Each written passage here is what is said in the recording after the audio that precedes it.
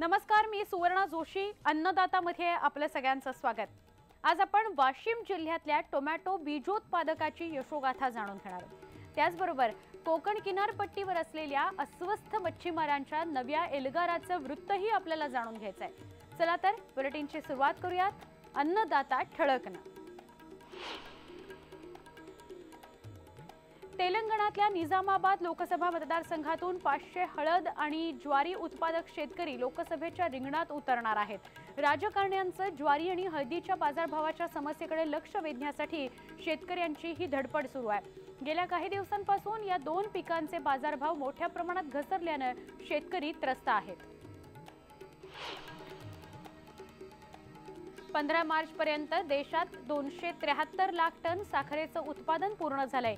गेल्या वर्षी याच काळात साखरेचं उत्पादन 258 लाख टन इतकं झाल्याची माहिती इस्मानं दिली आहे. यंदा 6% साखर उत्पादन वाढलं आहे, तर महाराष्ट्रातलं साखर उत्पादन 6 लाख टनांनी वाढलं आहे.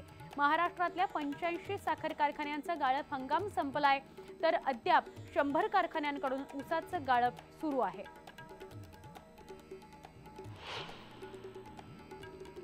कृषी क्षेत्रात क्रांती झाली तरच भारताला 9 ते 10% विकास दर गाठता येईल, असं मत नीती आयोगाचे सीईओ अमिताभ कांत यांनी व्यक्त केलं. कृषी क्षेत्रात गुंतवणूक वाढवणं गरजेचं आहे. त्याचबरोबर शेतमाल विक्री व्यवस्थेत आणि तंत्रज्ञानाच्या वापरात मोठ्या बदलांची गरज आहे. बाजार समिती, कायदे आणि जीवनावश्यक कायद्याच्या जोखडातून शेती क्षेत्र मोकळं करण्याची गरज नीती आयोगाचे सीईओ अमिताभ कांत यांनी बोलून दाखवली. आणि आता विस्ताराने घडामोडी बघूयात. परभणी शहर तसंच जिल्ह्याच्या तापमानात मोठ्या प्रमाणात वाढ होतीये. गेल्या काही दिवसांपासून परभणीचा पारा 41 अंश सेल्सिअसवर जाऊन पोहोचलाय. उन्हाळ्याच्या सुरुवातीलाच इतका चटका लागल्याने परभणीकर हतबल झालेत. या सगळ्या परिस्थितीचा आढावा घेतला आमचे प्रतिनिधी विशाल माने यांनी. जिल्ह्याच्या तापमानामध्ये मोठ्या प्रमाणात वाढ होते. तापमानाच्या पाऱ्याने 41 अंशावर येऊन ठेपलाय आणि त्यामुळे उन्हाळ्याच्या सुरुवातीलाच परभणीकरांना कडक उन्हाचा चटका सहन करावा लागतोय. उन्हाळा आत्ताच सुरुवात झाला आहे, परंतु शहर आणि जिल्ह्याच्या तापमानात मोठ्या प्रमाणात वाढ झाली आहे. या वाढलेल्या उन्हापासून संरक्षण करण्यासाठी नागरिक दुपारच्या वेळी रस्त्यावर अत्यंत कमी स्वरूपामध्ये येत आहेत. उन्हामध्ये बाहेर पडताना डोक्याला पांढरा शुभ्र कपडा बांधून उन्हापासून संरक्षणासाठी नागरिक प्रयत्न करत आहेत. सोबत आपल्या शरीराचं तापमान मेंटेन ठेवण्यासाठी वेगवेगळ्या प्रकारची थंड पेय हे नागरिक पिताना दिसत आहेत. त्यामध्ये लिंबू सरबत आहे, उसाचा रस आहे आणि फळांचा ज्यूस घेऊन हे नागरिक उन्हापासून आपलं संरक्षण करण्यासाठी प्रयत्न करत आहेत. उन्हाळ्याच्या सुरुवातीलाच तापमानामध्ये मोठी वाढ झाली आहे आणि त्यामुळे पुढील 3 महिने परभणीकरांना या तापमानाचा त्रास सहन करावा लागणार आहे. वसंतराव नाईक मराठवाडा कृषी विद्यापीठाच्या अंदाजानुसार पुढील काही दिवस हे तापमान अशाच प्रकारे वाढत जाणार आहे. परंतु हे तापमान नेमकं कोणता आकडा गाठतं याची चिंता परभणीकरांना आत्तापासून सतावते. विशाल माने, न्यूज 18 लोकमत, परभणी. बागायती पिकांमध्ये पारंपरिक पद्धतीने शेती करण्याचा बहुतांश शेतकऱ्यांचा कल असतो. पण वाशिमच्या रिसोड इथल्या संजय राऊत यांनी कंपनीसाठी टोमॅटोचं बीजोत्पादन करत नवा प्रयोग केलाय.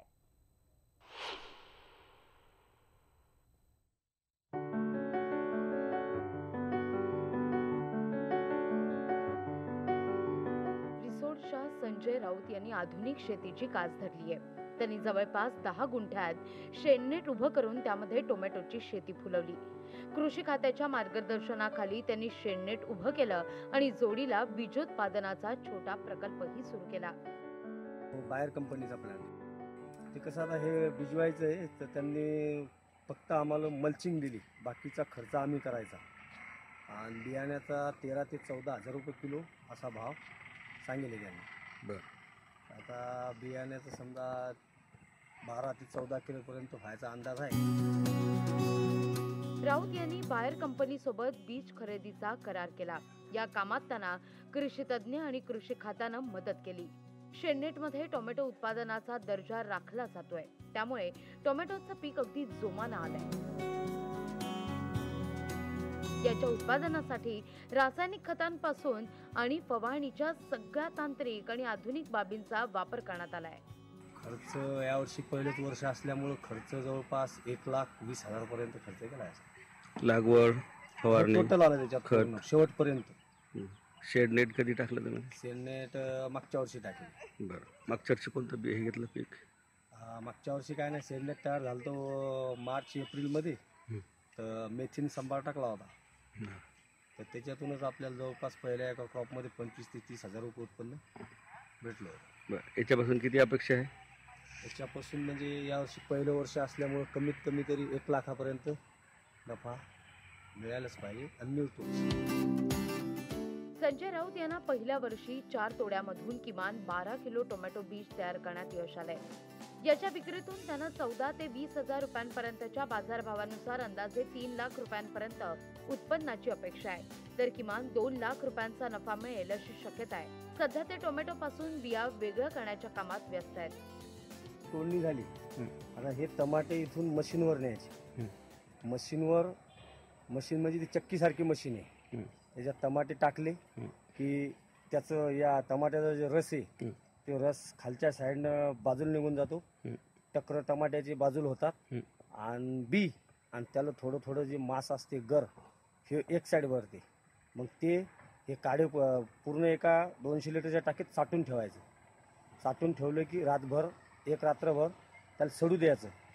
दुसऱ्या दिवशी मग ते दुसऱ्या एका 200 लिटरच्या टाकीत आपल्या मोटरचा पाईप डायरेक्ट टाकून म्हणजे 5-5 लिटर त्या मोठ्या टाकीतलं दुसऱ्या टाकीत 5-5 लिटर घ्यायचं.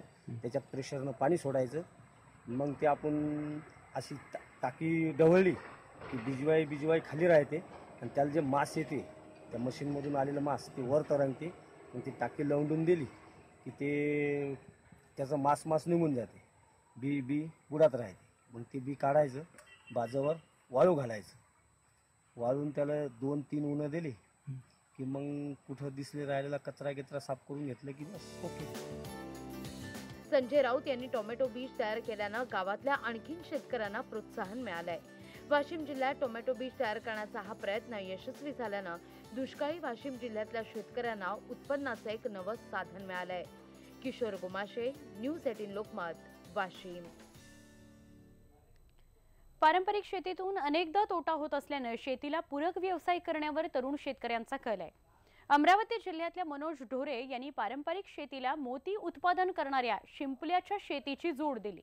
शेततळ्यात होणाऱ्या मोतीच्या शेतीतून त्यांना किमान 10 लाख रुपयांच्या नफ्याची अपेक्षा आहे. आपण पाहूयात त्यांची यशोगाथा. विदर्भातल्या शेतकऱ्यांनी पारंपरिक शेतीला जोड व्यवसाय म्हणून पूरक व्यवसाय सुरू केला पाहिजे. पूरक व्यवसायामुळे शेतीच्या नुकसानीच्या काळात पूरक व्यवसायाचा शेतकऱ्यांना तगण्यासाठी मोठा आधार मिळतोय. हीच बाब अमरावतीच्या दर्यापूर इथल्या मनोज ढोरे यांनी लक्षात घेतली. गेल्या 4 ते 5 वर्षांपासून त्यांनी मोत्यांच्या उत्पन्नाचा पूरक व्यवसाय म्हणून अवलंब केलाय. शेतकऱ्यांनी शेतीला जोडधंदा म्हणून एक मोत्याची शेती म्हणून सुरू करावं आणि याला कुठल्याही प्रकारे काही प्रॉब्लेम नाही. कमी इन्व्हेस्टमेंटमध्ये हा प्लॅन सुरू होते आणि 10 बाय 10च्या सिमेंट टँकमध्ये आपल्याला प्लॅन करता येईल. आणि 10 बाय 10मध्ये जर प्लॅन केला आपण सिमेंट टँकमध्ये तर त्याला जवळपास 50-60 हजार रुपये खर्च होतील आणि त्याच्यामध्ये अर्निंग होईल आपल्याला 2.5 ते 3 लाख रुपयाचं 10 ते 12 महिन्यामध्ये. मनोज ढोरे यांच्याकडे 80 बाय 60 आकाराचं शेततळ आहे. या तळ्यात त्यांनी नदी आणि धरणातून जमा केलेले शिंपले सोडलेत. त्याआधी ते विशिष्ट जाळीमध्ये अडकवून ठेवले आणि त्यांना 1,60,000 रुपये खर्च आलाय. 60 बाय 80 मध्ये मोती प्लॅन्ट आहे. याच्यामध्ये 3000 शिंपले प्लॅन केले आहेत मी. याच्यामध्ये 3000 शिंपले जर प्लॅन केले आपण तर त्याच्यामध्ये 1,60,000 रुपये खर्च झाला आणि त्याच्यापासून उत्पन्न मला अपेक्षित आहे 10 ते 12 लाख रुपयाचं. आणि शिंपले नदीवर डॅमवर अवेलेबल आहेत आणि प्रत्येक पूर्ण महाराष्ट्रामधून माझ्याकडे शेतकरी, एज्युकेशन टूर, जे आपलं कृषी डिपार्टमेंटचे अधिकारी वगैरे माझ्याकडे भरपूर येऊन गेले आणि पूर्ण महाराष्ट्रातून मुलं मुली माझ्याकडे ट्रेनिंगला पण येतात. माझं ट्रेनिंग पण आहे माझ्याकडे Indian sales for farming training center Daryapur. आणि माझं असं वैयक्तिक मत आहे की बा पारंपरिक शेतीवर अवलंबून न राहता शेतीला जोडधंदा म्हणून शेतकऱ्यांनी हा एक मोत्याची शेती म्हणून व्यवसाय करावा. यंदा ढोरे यांना मोत्यांच्या उत्पादनातून अंदाजे 10 लाख रुपयांचा निव्वळ नफा मिळेल अशी अपेक्षा आहे. त्यामुळे पारंपरिक पिकांमधून आलेलं नुकसान भरून काढण्यासाठी मदत होते. 60 बाय 80चा शेततळ आहे. याच्यामध्ये मी 3000 शिंपले प्लॅन केले आणि जवळपास याच्यामध्ये माझं इन्व्हेस्टमेंट झाली असेल 1,60,000 रुपयापर्यंत. याच्यामध्ये मला उत्पन्न अपेक्षित आहे एक आपलं 10 ते 12 लाख रुपये. तर शिंपले नदीवरून डॅमवरून आणल्या जातात आणि एका शिंपल्यामध्ये 2 मोती तयार होतात. आणि आज पूर्ण महाराष्ट्रामधून शेतकरी माझ्या फॉर्मला व्हिजिट द्यायला येतात. स्कूल शाळा पण येतात व्हिजिट द्यायला आणि इथे टुरिस्ट पण येतात मोती फॉर्म पाहायला आमचा. मनोज यांच्या मोत्यांच्या उत्पादनाची माहिती घेण्यासाठी राज्याच्या अनेक भागातून शेतकरी अधिकारी नियमितपणे येत असतात. नुकतंच परभणी जिल्ह्यातल्या शेतकऱ्यांनी मनोज यांच्या शेतातल्या मोती उत्पादनाची माहिती घेतली आहे. शेती हा एक असा व्यवसाय झालेला आहे या ठिकाणी की निसर्गावर अवलंबून हा व्यवसाय आणि फक्त शेती करणं हे शेतकऱ्याला आजकाल परवडणार झालेलं आहे. म्हणून शेतीला एक दुसरा जोडधंदा असावा याकरिता आम्ही बऱ्याच दिवसापासून प्रयत्न करत होतो. आणि आमच्या गावामध्ये युवा रुरल असोसिएशन नागपूर या ठिकाणची एक संस्था ज्यांनी आमचं गाव दत्तक घेतलेलं आहे आणि त्यांनी या ठिकाणी आल्यामुळे काय झालं, त्यांनी आम्हाला मोती शेतीविषयी माहिती सांगितली आणि आम्हाला तो व्यवसाय आवडला. मराठवाड्यातल्या तरुणांना देखील मोत्यांची शेती खुणावतीये. त्यामुळे वेगवेगळ्या संस्था तसंच KVK यांच्या माध्यमातून तरुण मोत्यांची शेती पाहण्यासाठी येत असतात. मनोज ढोरे त्यांना योग्य ती माहिती देखील देतात. मोती शेती ह्याविषयी माहिती सांगितली होती. आम्ही न्यूजला देखील ऐकलं होतं मनोज ढोरे सर यांचं आपल्या दर्यापूर येथे. तर आज येथे मनोज सर यांच्या व्हिजिटला दिलेली आहे. व्हिजिट आपल्या मोती फॅर्मला व्हिजिट केलेली आहे. तर आमचं असं हे आहे की काही ना काहीतरी नवीन करून ऊस सोयाबीन ह्याच्या पलीकडे नवीन करून काहीतरी गावात काहीतरी असं परभणी जिल्ह्यामध्ये काहीतरी नवीन शेती करण्यासाठी यासाठी आम्ही परभणी जिल्ह्यातील 12 शेतकरी आलो आहोत मोती शेती करण्यासाठी. तुम्ही करणार का मोती शेती? हा सर, बिलकुल मोती शेती करणार आम्ही. मोत्यांच्या शेतीसाठी जेमतेम 4 ते 5 गुंठे जागेची, एका शेततळ्याची आणि पुरेशा पाण्याची गरज आहे. त्यामुळे जेवढी गुंतवणूक करावी लागते त्याच्या किमान 3 ते 4 पट नफ्याची सध्या तरी खात्री आहे. त्यामुळे अनेक शेतकरी आपल्या शेतात मोत्यांचं उत्पादन घेण्यासाठी प्रयत्नशील आहेत. विदर्भातील शेतकरी हा पारंपरिक शेती करत आहे आणि या पारंपरिक शेतीतून हवं तसं उत्पादन मिळत नसल्याने शेतकरी प्रचंड अडचणीत सापडलेला आहे. अडचणीत सापडलेला शेतकरी आज आत्महत्येकडे वळलेला आहे. अशा परिस्थितीमध्ये अमरावती जिल्ह्यातील दर्यापूर तालुक्यात मनोज ढोरे या युवा शेतकऱ्याने मोत्याची शेती करून शेतकऱ्यांना एक नवसंजीवनी देण्याचा प्रयत्न केलेला आहे. निश्चितच येणाऱ्या काळात हा मोत्याचा प्रकल्प एक पूरक व्यवसाय म्हणून शेतकऱ्यांना फायद्याचा ठरू शकतो. व्हिडिओ जर्नलिस्ट सागरचा संजय शेंडे, न्यूज 18 लोकमत, अमरावती. मत्स्य दुष्काळ निवारणासाठी सरकारकडून योग्य उपाययोजना होत नाहीयेत आणि त्यामुळे कोकण किनारपट्टीवरल्या मच्छीमार सध्या सरकार विरोधात आक्रमक झालेला आहे. LEDच्या मदतीनं होणारी मच्छीमारी बंद न झाल्यास निवडणुकांवर बहिष्कार घालण्याचा इशाराच किनारपट्टीतून सरकारला मिळतोय. 15 दिवसामध्ये या सरकारने LED पूर्णपणे बंद केली नाही किंवा ठोस कारवाई केली नाही तर संपूर्ण मच्छीमार समाज या सरकारच्या विरोधात मतदान करेल. मच्छीमारांनी हा दिलेला गर्भित इशारा सरकार आणि प्रशासनाला झोपेतून जाग करण्यासाठी पुरेसा आहे. पर्सिनेट जाळी आणि LEDच्या तंत्राचा वापर करून संपूर्ण कोकण किनारपट्टीवर ओरबडणारी मच्छीमारी सुरू आहे. सरकार आणि संपूर्ण सरकारी यंत्रणा याकडे डोळेझाक करून गप्प आहे. त्यांना इशारा देण्यासाठीच हा मोर्चा पार पडलाय. LEDच्या विरोधामध्ये आम्ही पारंपरिक मच्छीमार सरकार दरबारी शासनाकडे दाद मागत आहोत. परंतु या विषयावरती अजूनपर्यंत शासनाने ठोस कोणतीही कारवाई केलेली नाही. त्याच्यामुळे राज्यातील 4 जिल्ह्यातील सर्व मच्छीमार समाज हा विद्यमान सरकारच्या विरुद्ध नाराज झालेला आहे आणि त्याच्यावर ठोस कारवाई होण्याकरता जोपर्यंत हे सरकार ठोस कारवाई करत नाही तोपर्यंत संपूर्ण मच्छीमार समाज हा आताच्या सरकारवरती नाराज आहे. रत्नागिरी, रायगड आणि सिंधुदुर्ग जिल्ह्यातले अनेक पारंपरिक मच्छीमार ऐन लोकसभा निवडणुकीच्या तोंडावर पुन्हा आक्रमक झालेत आणि त्यामुळे कोकण किनारपट्टीवर सरकार आणि सरकारच्या निर्णयांबाबत किती असंतोष आहे ते सांगण्यास पुरेसा आहे. LED मच्छीमार त्याच्यामुळे आपल्याला त्रास होत आहे. मच्छीमारांच्या मोठं आसमानी संकट पडलेलं आहे. मच्छीमार पूर्ण मेटाकुटीस झालेला आहे. आभाळ कोसळल्यामुळे आमची पूर्ण आर्थिक कोंडी झालेली आहे. तर LED बंद नाही झाली तर आमची पूर्ण उपासमारीची पाळी आहे. त्यासाठी शासनाने याच्याकडे गांभीर्याने लक्ष देऊन LED पूर्णपणे बंद करायला पाहिजे असं माझं आमचा मच्छीमारांचं रायगडातील मच्छीमारांचं म्हणणं आहे. आजच्या मीटिंगमध्ये काय ठरलं? आजच्या मीटिंगमध्ये असं ठरलं की शासनाने याकडे अतिशय गांभीर्याने लक्ष द्यावं जेणेकरून मच्छीमारांची पुढील भविष्यामध्ये उपासमारीची पाळी येणार नाही. रत्नागिरी, सिंधुदुर्ग आणि रायगड जिल्ह्यातल्या मच्छीमारांनी एकत्र बैठक घेऊन सरकारला गर्भित इशारा दिलाय. LED मच्छीमारी बंद झाली नाही तर मच्छीमारांवर उपासमारीची वेळ येऊ शकते, हे नक्की झालंय.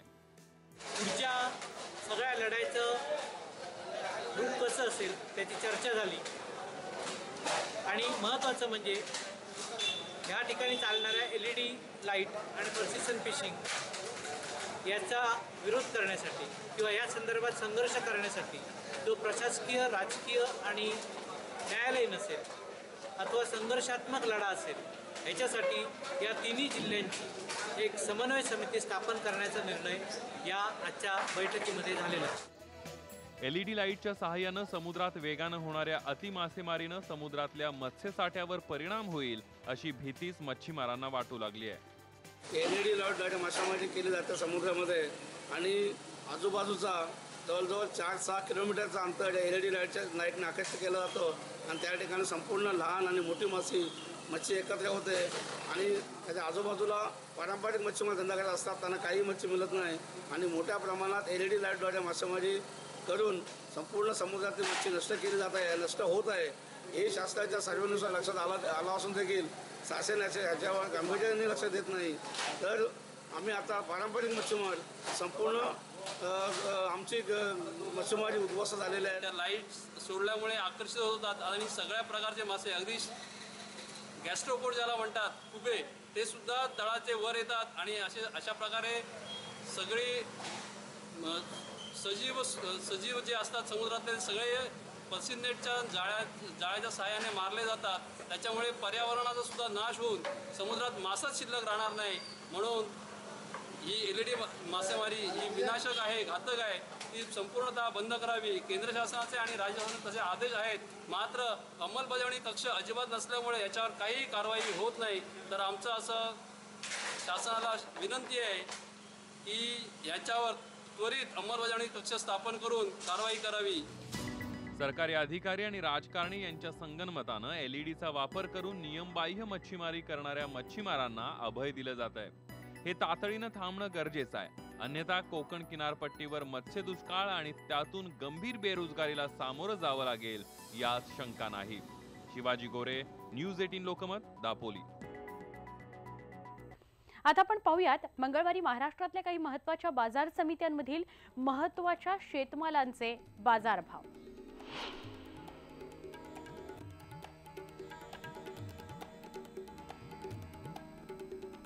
चंद्रपुरात कांदा किमान 8 रुपये तर कमाल 12 रुपये.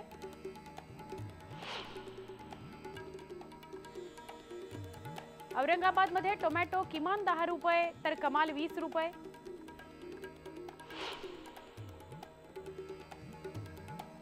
औरंगाबादमध्ये वांगी किमान 10 रुपये तर कमाल 20 रुपये.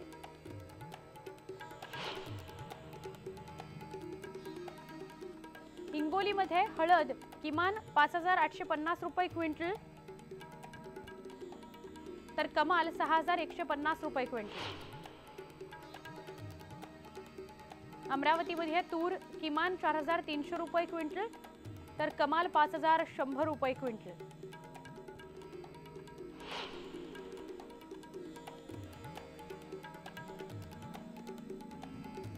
जळगावमध्ये ज्वारी किमान 2,750 रुपये क्विंटल तर कमाल 2,970 रुपये क्विंटल. वाशिममध्ये गहू किमान 1,800 रुपये क्विंटल तर 2,151 रुपये क्विंटल कमाल. अकोल्यामध्ये सोयाबीन किमान 3,100 रुपये क्विंटल तर कमाल 3,600 रुपये. यासह अन्नदाता या विशेष कार्यक्रमामध्ये आज इथेच थांबणार आहोत. पहा फक्त न्यूज 18 लोकमत.